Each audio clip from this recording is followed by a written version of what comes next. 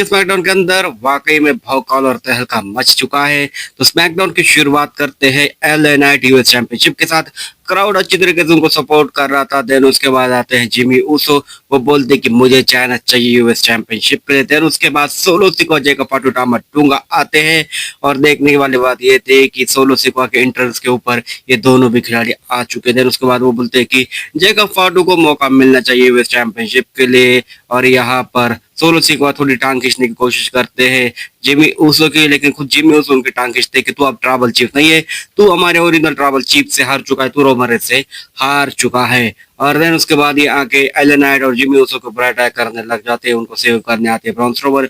और हमको triple threat tag team match देखने को मिलता है। Triple threat tag team match देखने को मिलता है जिसके अंदर ब्रॉन स्ट्रोमन यानी कि फेस टीम जीत जाती है। जिमी ऊसो ब्रॉन स्ट्रोमन जीत जाते हैं और उसके साथ एलन नाइट भी जीत जाते हैं। टामा टूमा को वो शिकार बनाते थे। उसके बाद भौकाल मचा देते हैं जेकब फाटू, ब्रॉन स्ट्रोमन और सारे के सारे सुपरस्टारों के साथ, और वो चले जाते हैं। और देन उसके बाद हमको मैच देखने को मिलता है।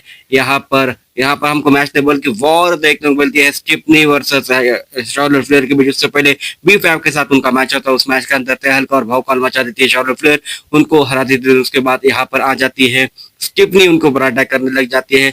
ब्रॉल देखने को मिलती है और तहल के बाद तरीके से ब्रॉल देखने को मिलती है। तो मिस का भी सेगमेंट आता है। उसके बाद फिर से ये ब्रॉल देखने को मिलती है और द मिस बोलते हैं यहाँ पर कोडी रोज को, तुम्हें अपनी सोल उनको बेच देनी चाहिए थी द रॉक को, लेकिन तुमने क्या किया, तुमने गलत डिसीजन लिया और उसका फायदा यानी कि उसका अंजाम तुमने भुगत लिया है। जॉन सीना वही सुपरस्टार है जिसको मैंने रेसलमेनिया में हराया है, और जॉन सीना अब वही सुपरस्टार बनने वाला है जिसको कोई भी अब रेसलमेनिया में नहीं हरा सकता, और ना ही कोडी रोज। फिर उसके बाद कोडी रोज आते हैं मिस्टीव के ऊपर, आते के साथ अटैक करने लग जाते हैं। तो मिस के ऊपर क्रॉस रोड लगा देते हैं।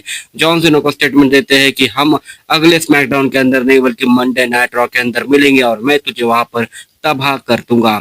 देन उसके बाद हमको डेमन ब्रीज वर्सेस नाकामोरा के बीच मैच देखने को मिलता है। बैक स्टेज इनकी फसल हमको देखने को मिलती है, कुछ समझ में नहीं आता और निकोल्डिस यहाँ पर मैच ऑफिशियल कर देते हैं। देन उसके बाद ये मैच तो ऑफिशियल हो जाता है और ये मैच काफी कमाल का मैच था जिसके अंदर ड्रू मैकिंटायर आके इंटरफेरेंस करते हैं। ड्रू मैकिंटायर को क्राउड की तरफ से अच्छा सपोर्ट मिल रहा था और इतनी बुरी तरीके से धुलाई की है डेमन ब्रीज की, आज पूरी तरीके से तहलका मचा दिया। और देन उसके बाद हमको Randy Orton versus Viper Randy Orton यानी कि Randy Orton versus Carmelo Hayes का भौकालिक मैच देखने को मिलता है। इस मैच के अंदर रैंडी ऑर्टन आसानी से हरा देते हैं कार्मेलो हेज को। देन उसके बाद अप्रिशिएट करने लग जाते हैं कार्मेलो हेज को रैंडी ऑर्टन, लेकिन कार्मेलो हेज उनको पीछे ढकल देते हैं और उनका एडवांटेज यानी कि उनको आ जाता है गुस्सा। खतरनाक वाला RKO लगा देते हैं। यहाँ पर कार्मेलो हेज को पंड किक की यहाँ पर कोशिश थी, पूरी तरीके गुस्से में आए थे, लेकिन कार्मेलो हेज को यहाँ पर पीछे खींच लेते हैं केविन ओवंस। और ये देख लेते हैं रैंडी ऑर्टन और इनके बीच हमको महायुद्ध देखने को मिलता है जिसके अंदर अपर हैंड मिल जाता है वाइपर रैंडी ऑर्टन को। देन उसके बाद गुंतर वर्सेस NXT सुपरस्टार के बीच वर्ल्ड हेवीवेट चैंपियनशिप के लिए मैच होता है, यानी कि नॉन टाइटल शायद से मैच था, जिस मैच के अंदर गुंतर इजीली डिफीट कर देते हैं यहाँ पर उस NXT सुपरस्टार को। देन उसके बाद यहाँ पर गुंतर कुछ तो भी शातिर चाल करने वाले हैं जिमी ऊसो के साथ।